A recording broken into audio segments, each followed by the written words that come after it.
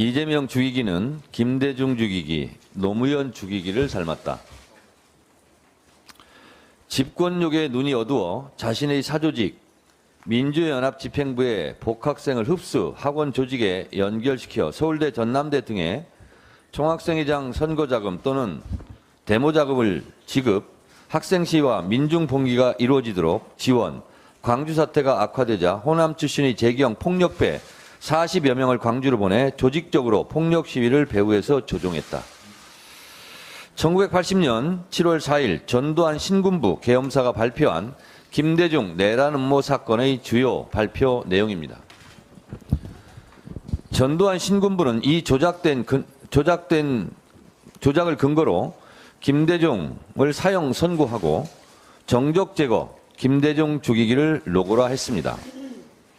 지금 생각해보면 누구나 조작이라고 믿지만 그 당시는 이 조작을 철석같이 믿은 사람들도 많았습니다.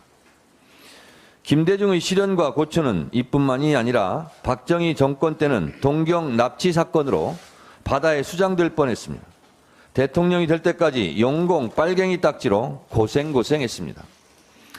그러나 김대중은 겨울을 이겨내는 인동처처럼 대한민국 제15대 대통령이 되어 문화 강국, 인터넷 강국을 만드는 초석이 되었고 한반도 평화, 인권, 민주주의의 상징이 되어 노벨 평화상까지 수상했습니다.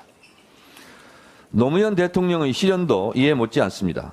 특권과 반칙이 없는 상식적인 나라, 지역 감정이 없는 동북아 균형 발전, 한반도 평화, 번영을 꿈꾸었던 노무현 대통령도 특권과 기득권층으로부터 멸시와 모멸, 조롱과 폄훼를 당했습니다.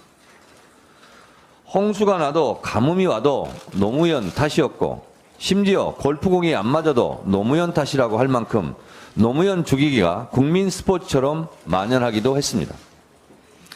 열린 우리당이 총선에서 잘 됐으면 좋겠다는 말 한마디에 기득권 세력은 노무현 대통령을 탄핵까지 했습니다. 같은 당을 했던 국회의원들도 탄핵 반대와 찬성으로 나뉘었고 노무현 죽이기에 부역했던 국회의원들은 오명을 쓰고 역사 속에서 사멸, 퇴장당했습니다. 김대중을 죽이려는 세력, 김대중을 지키려는 세력 중 결국 김대중을 지키려는 세력이 끝내 승리했습니다. 노무현을 죽이려는 세력, 노무현을 지키려는 세력 중 결국 노무현과 함께한 세력이 역사 속에서 승리했습니다. 이것이 역사의 교훈입니다. 이재명 대표 단식 14일 차입니다. 단식 중에도 무모한 검찰 독재 정권은 정적 제거, 야당 탄압, 이재명 대표를 2번씩이나 소환 조사했습니다. 선거법으로, 대장동 사건으로, 성남FC 사건으로, 백현동 사건으로, 변호사비 대납 사건으로, 대북 송금 사건으로 사건도 되지 않는 사건을 사건화하여 능멸하고 괴롭히고 있습니다. 피의자 신문조서는 진술하는 사람의 말 그대로 진술을 기록하는 것인데 이마저 비틀고 뒤집어서 언론에 흘리고 날인 거부까지 유도하기도 합니다. 김대중 내란 음모 조작 사건처럼 이재명 죽이기 공작 조작이 횡행합니다. 이재명 죽이기는 김대중 죽이기, 노무현 죽이기를 닮았습니다. 많은 국회의원님들께서 이재명 대표의 단식 중단을 요청합니다. 저도 마찬가지입니다. 건강이 심히 걱정됩니다.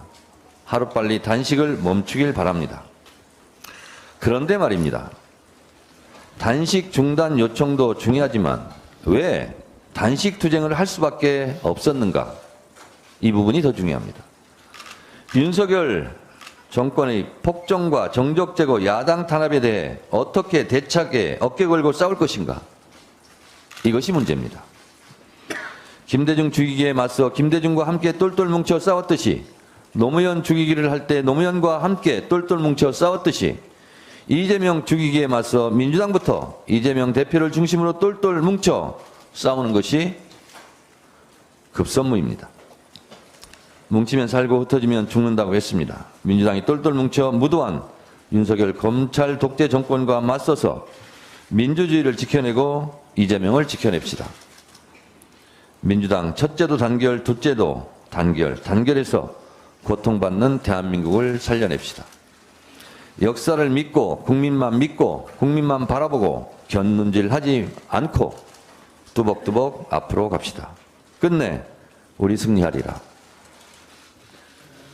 다음으로 고민정